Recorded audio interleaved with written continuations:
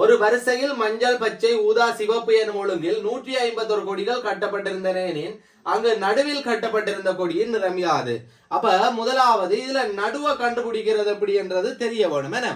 அப்ப உங்களை எத்தனையாவது கொடி என்று கேட்டா அந்த கொடியின் எண்ணிக்கையை போட்டு காண முடியும். அப்ப நடுவண்டு கேட்கின்ற போது முதலாவது நீங்க நடுவை கண்டுபிடிக்க தெரிய வேணும் என்ன.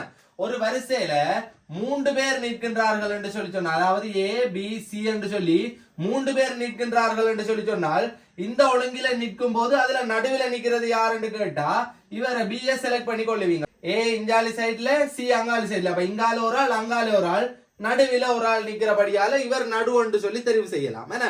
அதே மாதிரி 5 பேர் நிக்கின்ற சந்தர்ப்பத்துல அப்ப இப்படி ABCDE என்று சொல்லி 5 பேர் நிக்கிற சந்தர்ப்பத்துல இதுலயும் நீங்கள் நடுவை தெரிவு செய்து கொள்ளலாம். என்னண்டு 5 பேர்ல 2 பேர் இங்காலி சைட்டுக்கும் 2 பேர் அங்காலி சைட்டுக்கும் விட்டீங்களா இவர் தான் நடுவன்றதை நீங்கள் இலகுவா தெரிவு செய்து கொள்ள முடியும்.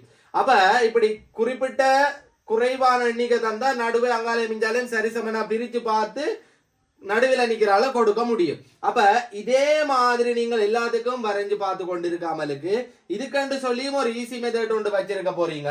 என்னன்றதை நினைவில் வச்சு கொள்ளுங்க.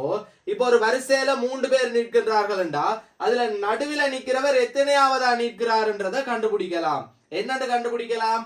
3 பேர் நிற்கிறாங்க என்று சொல்லி சொன்னா அந்த 3 2ஆல வகுத்து கொள்ளுவீங்க. சரியா பிள்ளைகள்?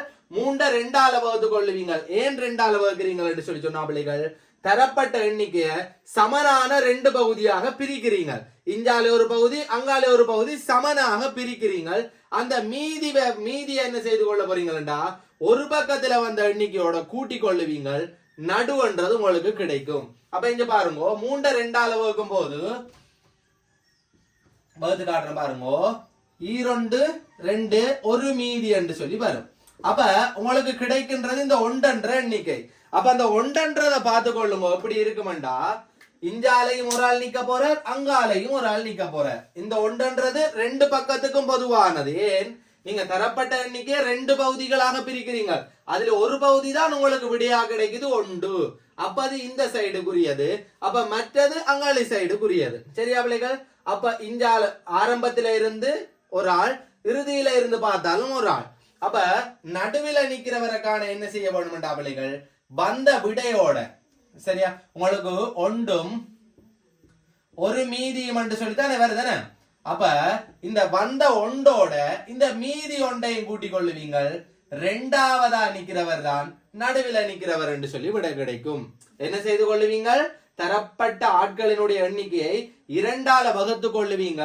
வகுக்கின்ற போது வருகின்ற விடையோட இந்த மீதியை கூட்டி விட்டீங்களா நடுவன்றது எத்தனையாவதுன்றது கிடைக்கும். அப்ப இதுல 5 பேர் நிக்கிறாங்களா, 5 எத்தனால வகுத்து கொள்ளுவீங்க? 2ஆல வகுத்து கொள்ளுவீங்க. அப்ப 5க்குள்ள 2 2 தடவை 2 4 ஒரு மீதி வரும். அப்ப இந்த வந்த விடையோட 1 கூட்டி கொள்ளுவீங்களே, வந்த விடையோட வந்த ஒரு மீதியை கூட்டி கொள்ளுவீங்க.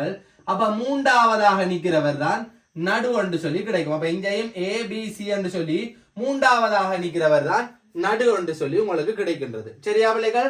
அப்ப இப்ப நடுவை நீங்க கண்டுபிடிக்கிறது எப்படி என்றதை தெரிஞ்சு கொண்டுட்டீங்க. அப்ப இந்த அமைப்பை வச்சுக்கொண்டு இந்த பெரிய எண்ணிக்கையில நடுவன்றதை உங்களால நிச்சயமாக கண்டுபிடிக்க முடியும். சரியா? அப்ப அந்த நடுவை தான் நாங்கள் இப்ப கண்டுபிடிக்க போறோம்.